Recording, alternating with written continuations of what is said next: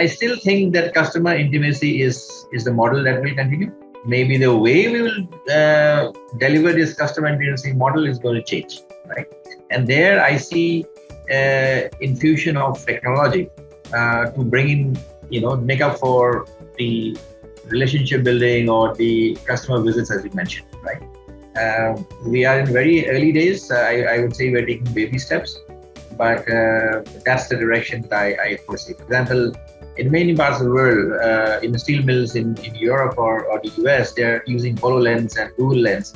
But a customer can go to a mill and whatever he sees can be seen at a central location. And then, from the central location, we can, of course, tell what is the solution, what is the troubleshooting we need to do. But that's something that is going to happen and is coming very fast. So infusion of technology in customer intimacy model is going to increase more. But customer intimacy as a model is going to continue, and we don't see that there will be a change in the model.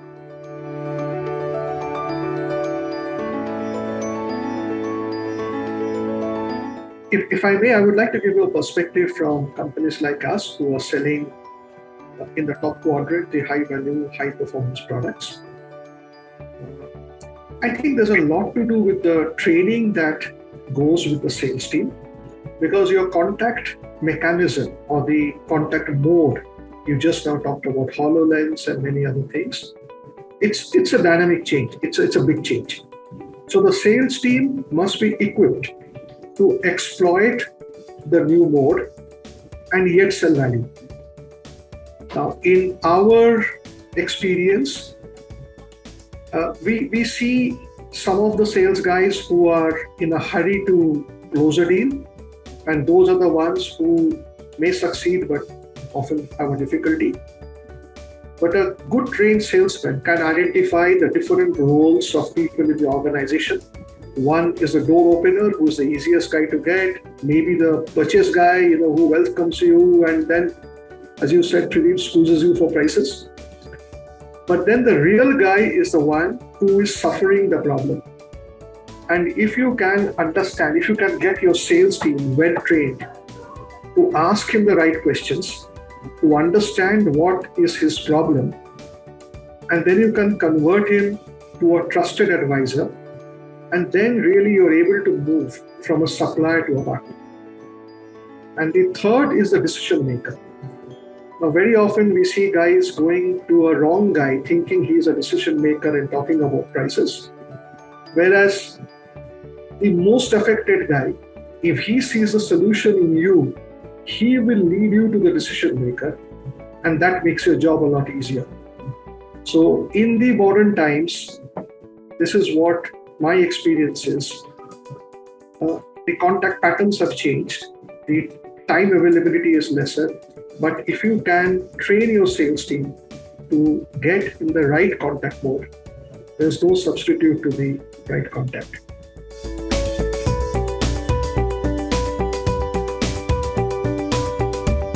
It's actually one guy who has the pain in the equation, and if that is addressed, the problem is solved. It's not necessarily the users. Sometimes the stores guy has less of a space to store, and that has been a case in few instances in my experience, right? But what we need to be more aware, the consistent touch point with all of those stakeholders is very, very necessary.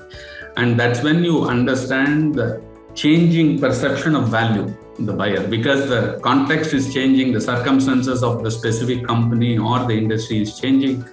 And to communicate value, you need to understand how the buyer's perception of value is changing with respect to time, and those points need to be addressed, and that is what is going to help us respond and react better to the customer needs. And that will come only through direct touch points. Even though the digital, you can communicate, you can share knowledge, those things are possible digitally, but I think a physical visit and a one-on-one chat, which is going to reveal much more, which no other medium may unravel. And that's going to continue.